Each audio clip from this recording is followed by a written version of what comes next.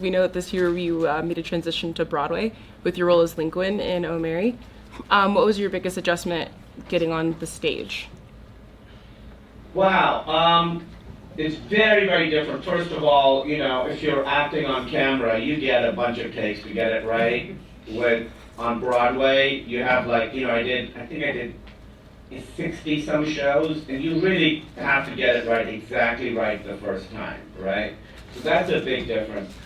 The other difference is, on the stage you can't really hide from anything. So you have to use your whole body, like your toes have to be in character. On camera, you can kind of get away with, sometimes if you have a close-up, you can sort of get away with doing very little. On stage, you don't do that. As far as comedy goes, the biggest adjustment for me was I realized, if you're acting on camera, you really have to throw the jokes away. You have to underplay them. They can't sound like a joke. It has to feel. It just has to feel like someone's just talking. They're not like trying to land a punchline. And so I realized in doing Broadway that the instinct I developed over years was I would actually, when I would do a punchline, I would actually speak a little bit softer than because I really was so concerned with having it feel fake or like jokey. On stage, especially this show, you really have to, you have to make the punchline sound like punchline. Like you kind of, sometimes we were shameless. We would look at the audience and do the joke, you have to on stage, you have to wrap the joke in glitter and drop kick it into their face. That's sort of what it was. So to me, specifically, that was the biggest adjustment. There were a lot of things that I learned so much, I've been doing comedy over 20 years, and I learned things in those 2 months that I didn't know before it. But that for me was the biggest learning curve, was the way to be funny on stage I found very different than the way to be funny on camera. That's really interesting. So you have to telegraph more, it sounds like, when you're on stage. Yeah, definitely. And then there are little things I learned, like for instance, if you're watching a movie, the director and the editor have decided where the audience is looking. On stage, the actors are deciding where the audience is looking. And so if someone else has a punchline, I learned if someone else has a punchline and I move, I'm drawing focus away from them and the laugh is going to be smaller. So I learned that if someone else is doing something funny, I have to be frozen in that emotional moment until the joke is done, and then I can move and do my part. So there's a weird rhythm to it. When the audience is laughing, you're kind of frozen in that moment until you can until it starts to crest and then you can start speaking again. So it was really fascinating. That sounds fascinating. And congrats again for making that transition. Oh, thank you. Yeah, I've never done a play in my life. And then straight to doing that one. Yeah. It's really exciting. Hey, Kumail, I have to ask you about your Jock Mondo poster behind you, the Pan's Labyrinth. Yes. Yeah, tell me about that. What's the story behind getting that print?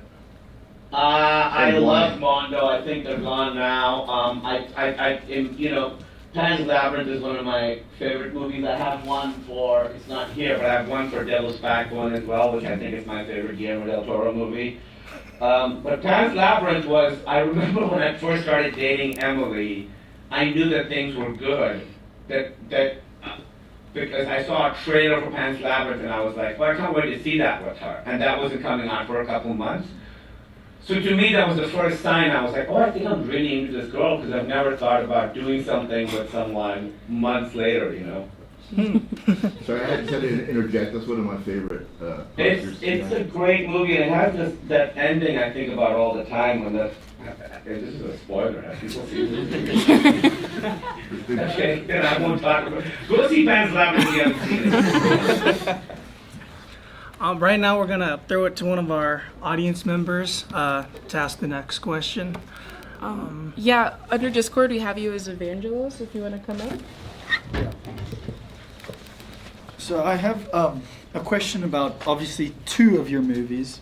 One is obviously Sit so we can see. The Big Sick, but the other one is probably one of my favorite movies of all time, The Kings of Summer. I know the. Yeah. So I just want to know, like, do you believe like comedy has changed through those kind of time periods? Not exactly like obviously from the '60s till now, but more specifically like early 2000, like 10 versus when you made The Big Sick, which was a couple of years later, if I'm not mistaken. But, yeah, I would say, yeah, go ahead, sorry. Sorry, so it's like sometimes directors and actors say things like this could never be made today, like, oh, this movie can never be made today. So how do you push those thoughts to the side and just decide, hey, I'm just going to get this done? Like, I'm not going to listen to all those, like, people talking, and like I've just decided I'm going to make this done. And how is it different deciding like a romantic comedy versus something a little bit more absurdist? Well, there's a couple different points in there. One, when people say, I think when people say we could never make this today, they're saying that people are too sensitive, or that what we consider to be offensive has changed or broadened. And I think what really that is I think that's just the growth of a society. I think that sometimes we were making stuff that we considered to be appropriate back then, but we just didn't know that it wasn't. I mean, it was a comedy about punching down on certain groups and that kind of stuff. And I think people saying that certain things are off limits, really they're just saying, just understand what your targets are. Pick your targets well, right? The other thing, I think there are always trends in comedy, so if you look at like the 90s to, I think the early 2000s, I mean, you guys are maybe too young to know these movies, but there were these movies that it was really like gross out humor had become the big thing. So stuff like Something About Mary, or, there are other movies, Dumb and Dumber. There was like a lot of gross out humor happening. There was this guy called Tom Green who was really, really popular then. And so for about 8 to 10 years, like, dirty, gross-out comedies were big, sex comedies, American Pie. I'm not talking down on these movies, I really like these movies. So that was sort of the big trend. And then I think with sort of the rise of Judd Apatow, the trend became kind of like man-children trying to figure out how to become men. So you had 40-Year-Old Virgin was exactly about that, Knocked Up was about that. And what Judd did that sort of changed comedy was he introduced a lot of improv into comedy, and it was really obvious when you were watching, like, oh, this was clearly just a captured moment. And I think that's really exciting, Like, I still love when you're watching the movie and you're saying, oh, that only happened in that one take. Those accidents would always be caught, but Jeff sort of created a situation where he was really looking for those accidents to happen. And then I think there was a downside to that when suddenly movies started doing too much improv, and I truly, truly feel the script is the most important thing. Like, I think the script has to be really good before you start shooting a movie. I know that sounds like a very basic thing to say, but you get to work in this industry, you'll realize that it's like it's the least important thing, which is wild to me. So I think for a while that was what was considered funny. So I think these things just sort of change, and I think that the difference in tone of something like Kings of Summer and The Big Sick, I think those movies aren't so tonally different. Both those movies have like an emotional core. That's the most important thing. Like when we were, when Judd was sort of teaching us how to write, he would say that the jokes come last. You write, the movie has to work even if all the funny lines are out, Yeah. And I think Kings of Summer holds to that, and I hope The Big Sick holds to that as well. But playing that part, I had one scene. I did like 3 years where I had one scene in a comedy movie. More often than not, I was like a food delivery guy. I did that for so many movies. I think there was like 1 year where like I did 3 or 4 of those. I think I totaled about 7 or 8 movies I've done where I have one scene and I'm like the funny guy who's like being a pest to the leads, So in doing a scene like that, obviously my goal is very different from acting in The Big Sick. My goal here is I have to annoy this guy, I have to annoy Nick Offerman. Yeah. And there's a lot of improv in that scene. And the whole thing is just like, I want him to really hate me. Yeah, you can see the comedy. So the goal is very clear. But you can also like see the drama seeping through as well, which I think is very important to get that right tonally, both from the actor side and obviously the director. I think the danger with improv is you lose that. You lose the stakes of the scene, you lose the situation, you lose the situation that the characters are in. And I was on a show called Silicon Valley for 6 years, and that's when I really learned that. I was like, oh, so you can improvise. It can be super funny, the whole crew can laugh, but if it doesn't make sense with the stakes of the scene or the reality of the situation, then it's just not going to work in the movie. Like, for instance, The Big Sick, right? The reality of that movie is a young woman is very sick. So you gotta have jokes, but you can't have any jokes that betray that reality. So, Alec Berg, who was the showrunner of Silicon Valley, he's a guy who worked for Seinfeld, Curb Your Enthusiasm, he's like one of the great TV comedy writers. He calls it the Price is Right rule of comedy. You guys know that show, Price is Right, where like if you guess above the number you bust, you don't win. Yeah. So his rule was you can make jokes up to a certain line, but if you make one joke above that line, the whole reality of the movie punctures and it falls apart. And when you make a movie, you do testing with audiences, and I've noticed something. If you have that one joke that goes above that line, it's gonna get the biggest laugh of the night. But after that, people don't trust your movie anymore. It's like, so you don't always take the joke that you see. No. It's very important to know that the jokes are right, not just what's getting the biggest laugh. Obviously, big laughs are important, specifically in a comedy, and in a comedy like The Big Sick. But really, when we were writing The Big Sick, we studied a lot of the movies that we felt like did those things perfectly. Like, I don't know if you guys know. Do you guys know Broadcast News? It's a James L. Brooks movie. It's absolutely phenomenal, and I think it's a movie that nails that tone of drama and comedy exactly right. He also made a movie called Terms of Endearment, which is a movie with Deborah Winger. It's a phenomenal movie. You guys should watch this movie. People remember it as this weepy, it's about a young woman who gets cancer. People remember it as this like tearjerker, and it is, but it's also really, really, really funny. It's got so many great funny lines in it. And there were a lot of these movies in the 80s and early 90s that did that balance. Now, sadly, it's become, more important to be able to like say what genre your movie is. Back then, your movie just had to tell a story and be true to itself. It didn't matter what box it fit into. But we studied a lot of those movies, and we listened to like the director commentaries to see how they got that balance right. That's really interesting. In The Big Sick, you're portraying yourself, and it's just a very heavy situation in your life. Did that make it easier for you taking the role? Was there ever a moment where it's like, this isn't how it happened and it took you out? Or I was just curious about your process approaching yourself, I guess. Yeah, good question. I think what I understood was even though some of the process was painful, ultimately the fact that I'd gone through it was really beneficial. Whenever I take a role, the thing you have to do is, what I do at least is, you sort of break down the character's arc, you figure out how they're feeling in every scene and how their feeling changes. If they're changing, if they're not changing, what their internal life is, what they're fighting against, what the spine of the character is, that generally at its core, the character wants like one thing and they're trying to get it in different kinds of ways. Which is a lot of work. You break down the script, you go scene by scene. I will also write backstories of characters. I'll write I write 10 things that they have in their room. And these aren't things that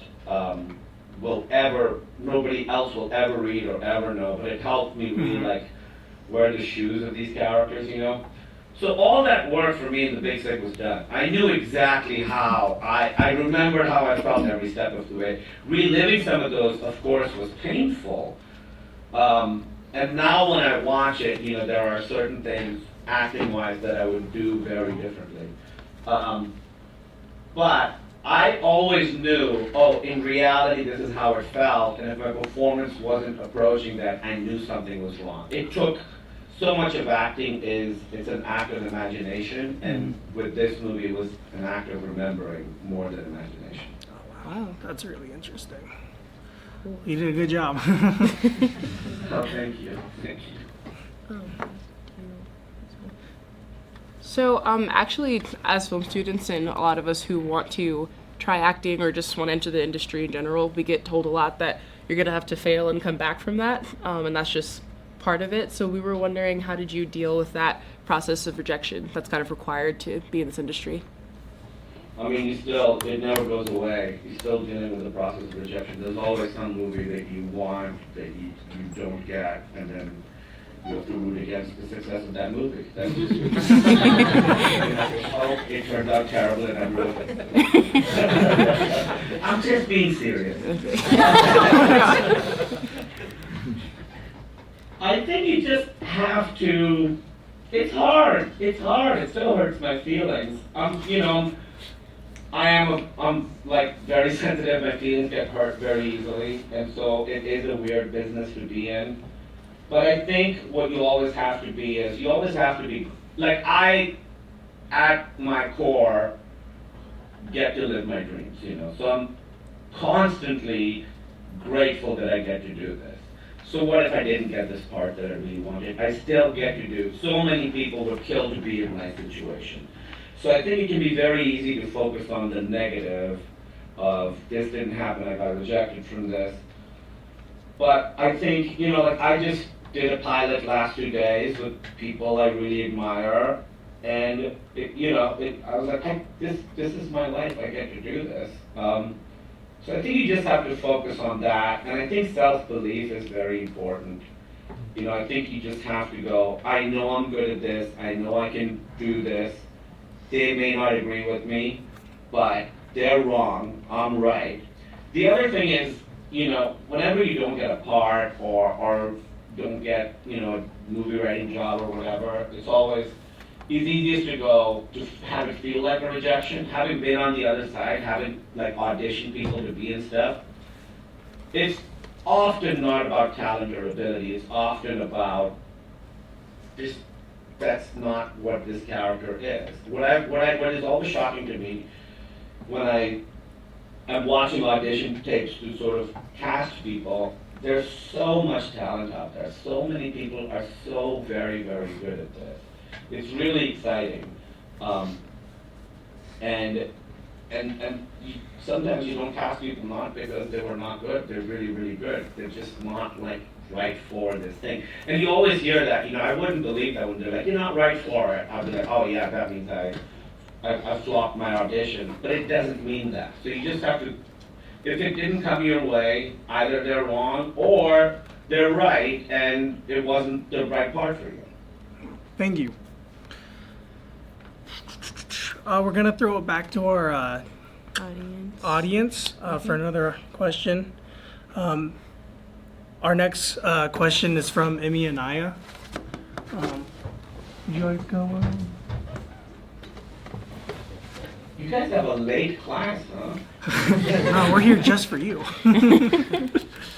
Hello, Sorry Emmy. guys, I'm taking your Friday night away. You're giving us a great Friday night.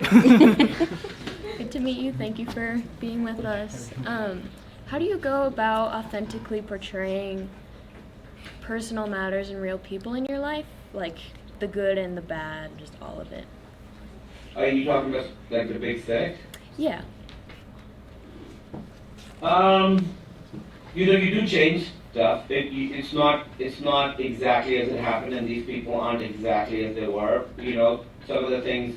Obviously, I think it feels truthful to the experience that we had going through this. For instance, Emily's parents are both Southern, but we thought it would be more interesting if her parents are also from different worlds in the way that Emily and I are from different worlds. I'm from Pakistan, she's from North Carolina, so we made it so that her mom is from North Carolina, her dad is from New York. We wanted to sort of mirror that a little bit and have her parents sort of understand a little bit of the cultural differences that Emily and I are dealing with. So that's a change we made. Because ultimately, you take the story, the first draft we wrote of this movie was like 180 pages, and it was all completely truthful. Obviously, nobody would let us shoot a movie that was as long as Doom. That was just and so then you go, what is important?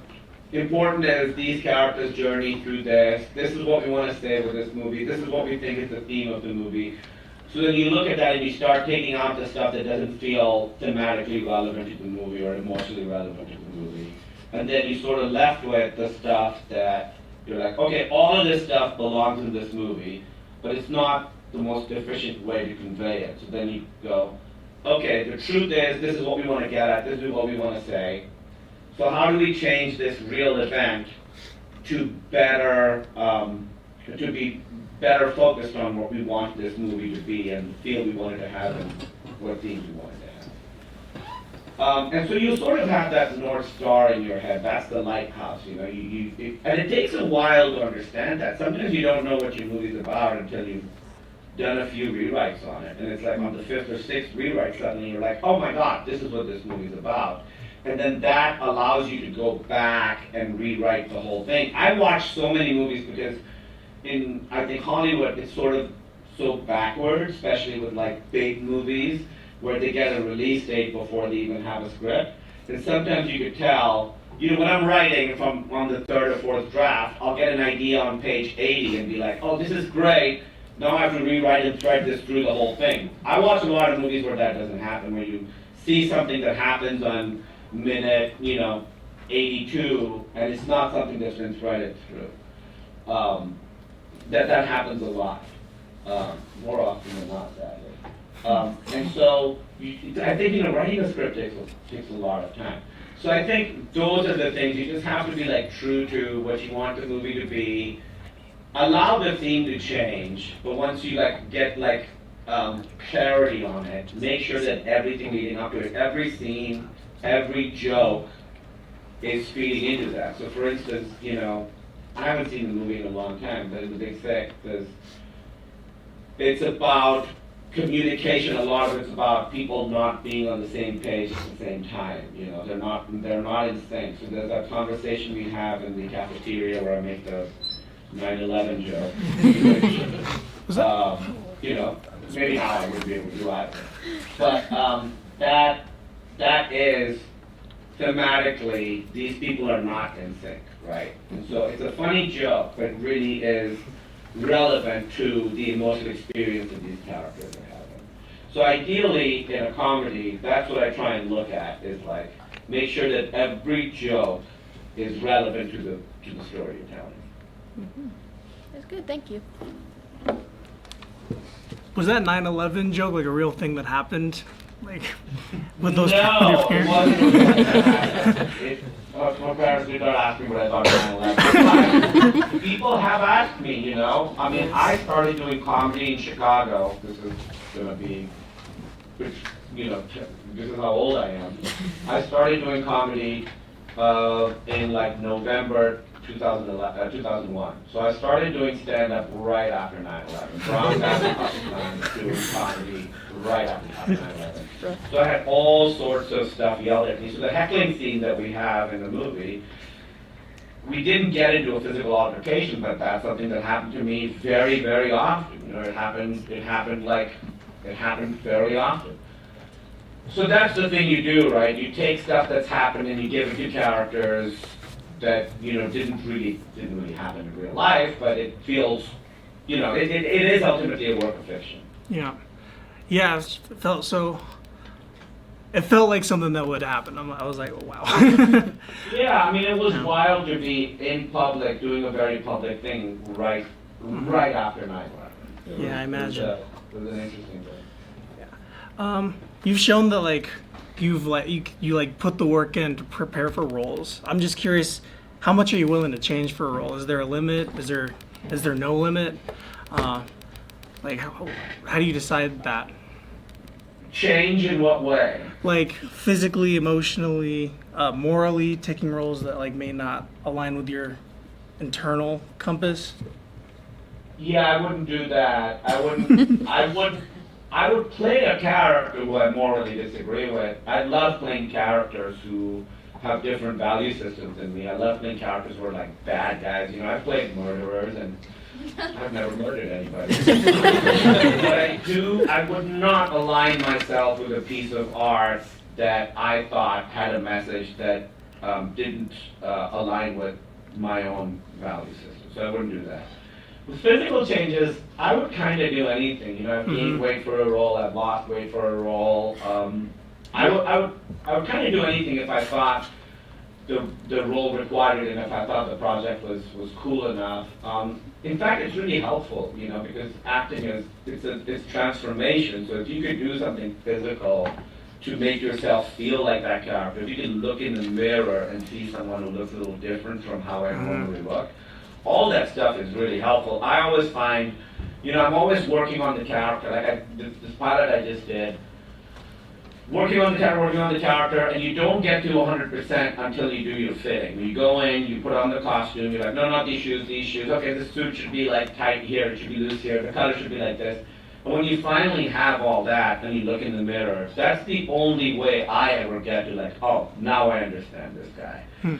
So that physical transformation, sometimes it's big, sometimes it's small, but I think it's essential, at least for me, to play someone else. Thank you. Yeah, that's really I don't think interesting. you'll mention it, but you got super ripped. Yeah. I did, you know, and I did that because I was like, it's a superhero. I also was like, I'm the first like Pakistani guy playing a superhero. I can't also be the first Pakistani guy who doesn't look like a superhero. I was like, I wanted to be someone who could hang with Thor and Captain America. And, you know, I wanted this guy to be good at fighting. Like, I've done action movies before where I'm like the guy who can't fight and all this stuff, and that's how I really am in real life. I've never been in a fight in my life. But with this character, I felt like I wanted to have someone who was like physically imposing and intimidating, who could handle himself in a fight. And he was also, you know, a Bollywood movie star, and you should Google what those guys look like. Oh, Yeah. yep. Yeah. That's what I was thinking when I thought of that question. I was like, because that was an insane transformation. Yeah. It's really fun to do. Yeah, we're gonna do another audience question. Rowan Harper.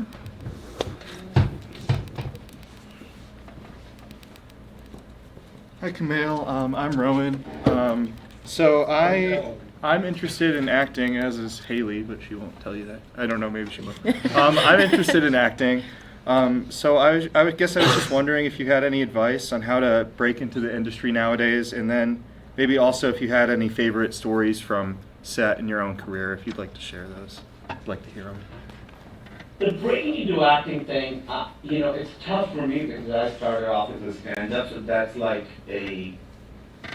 a way to get exposure. So when I first got acting jobs, they just came from people who'd seen me do stand-up.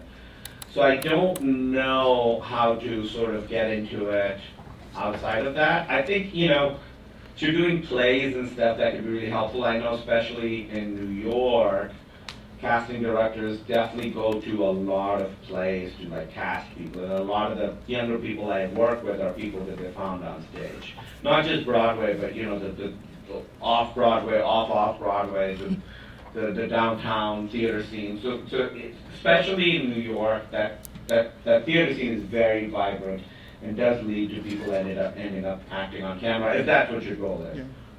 For me, a specific story on set, you know, this is something that happened yesterday, so it's fresh in my mind, and it's happened a lot, and it's something that I used to really scare me, and now it doesn't scare me. What happens is, you know, when you're doing a movie or TV show, you never do any rehearsal, which is wild to me. You don't rehearse, you just show up and you do it. So you're going into a situation where you have a certain idea of the character and scene in your head. This happens, you know, early on when day 1 or 2 of filming a movie or a TV show.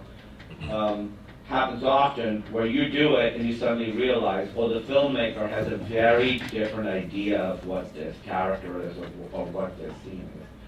And that's why I usually try and have, like, you know, a couple of hours with the filmmaker before I go and talking through the entire thing to be like, this is how I'm seeing it, how are you seeing it? And often they'll agree, and then when they're there seeing it with everybody else in the space, they realize like, oh, this isn't right. So the prep I did for the scene yesterday, which was, you know, it was a 2.5-page scene, which is fairly long for like a TV show scene. It's sort of it's my first scene in the episode.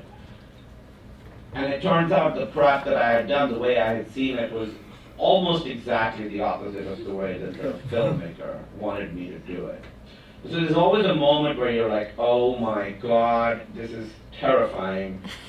So I would say that is something that you have to be prepared for. And then what you have to realize is, this is an opportunity, it's really exciting. Because to me, the most exciting thing about acting is I have a version of the scene in my head. The other actor has a version of the scene in their head.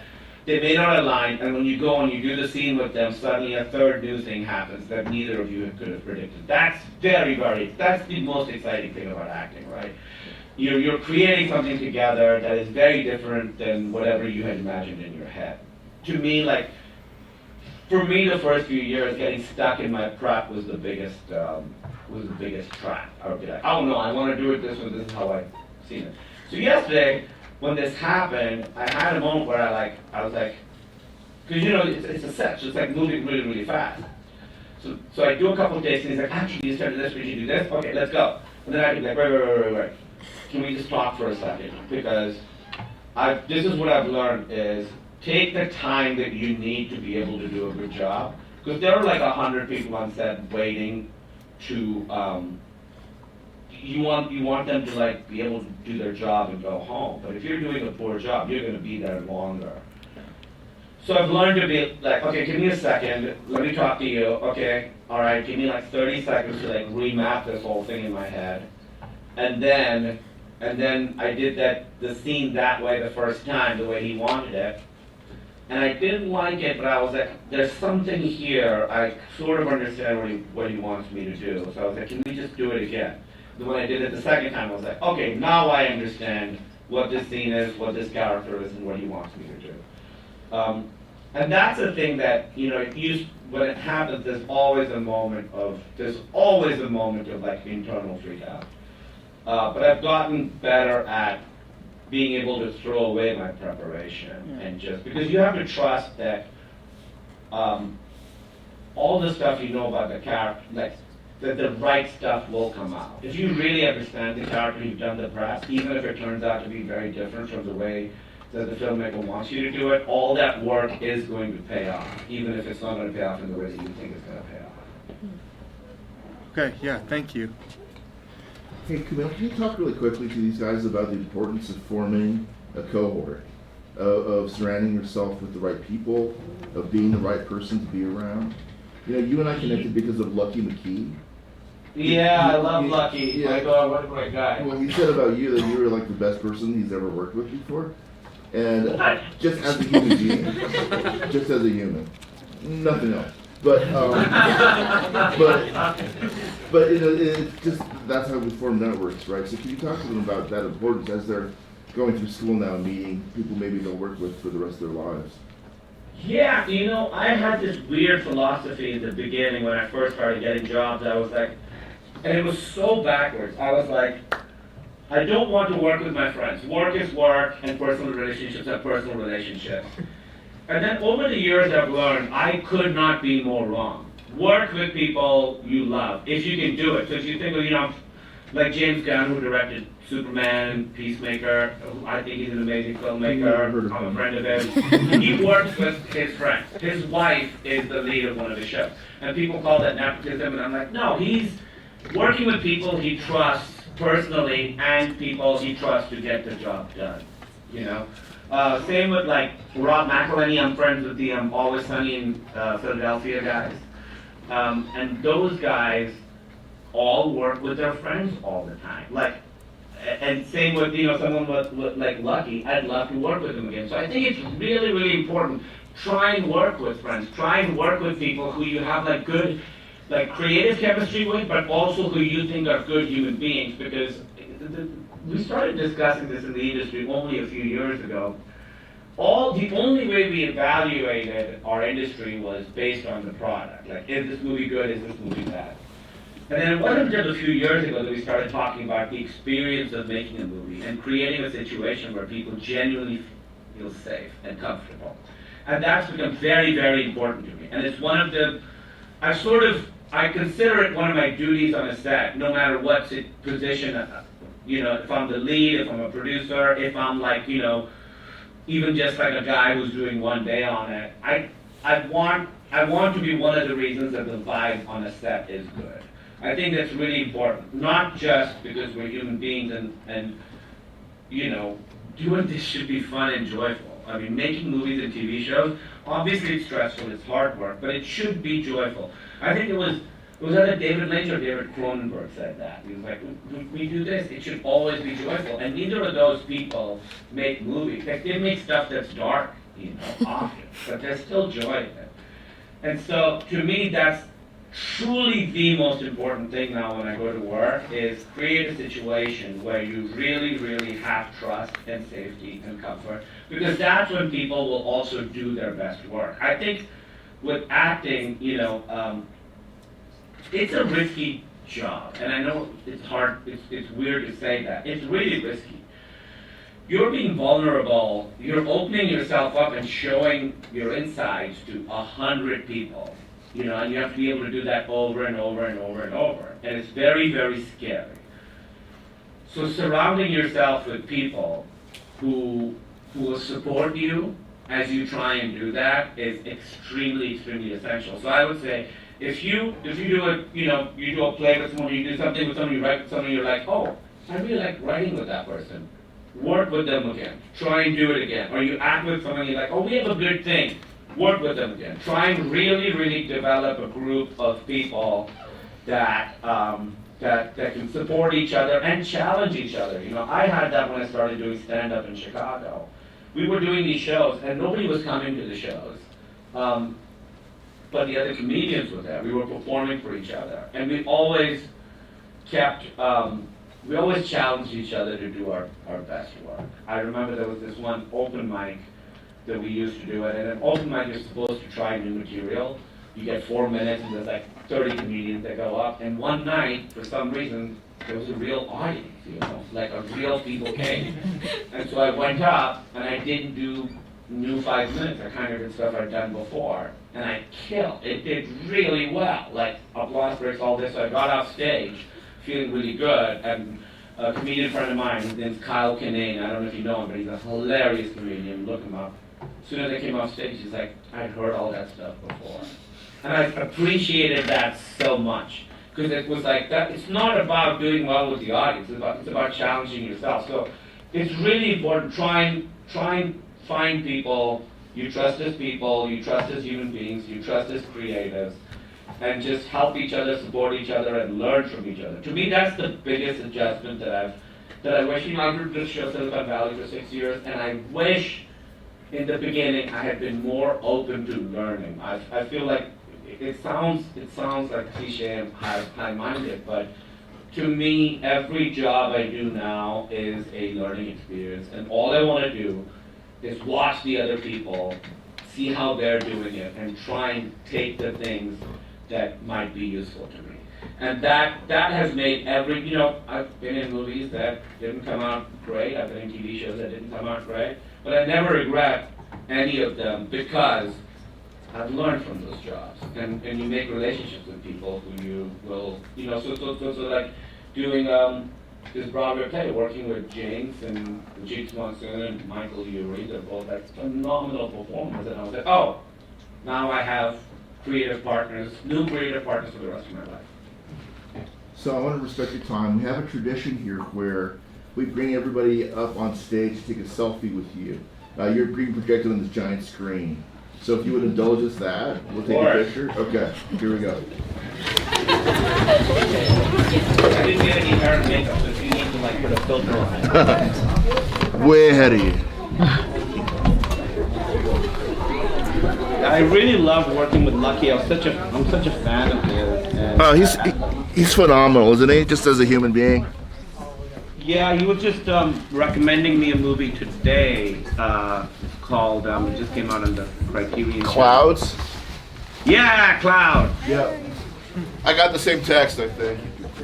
Yeah, he's. I'm like, because of this play and then shooting the show, I've been so behind. I haven't seen Battle After Another. I haven't seen. I'm so behind that. But now I get time to watch. Yeah, there's a lot coming out. Yeah, that's the other thing I would say is like watch everything, guys. I'm sure you guys already do, but you know, I even learned from movies that aren't. I'll seek out a movie that people don't like just to be like, what is it about it that people find weird about it? All right, so what should we say on the count of three? Big six on the count of three. 1, 2, 3. Big six! All right, thank you so much, Kumail.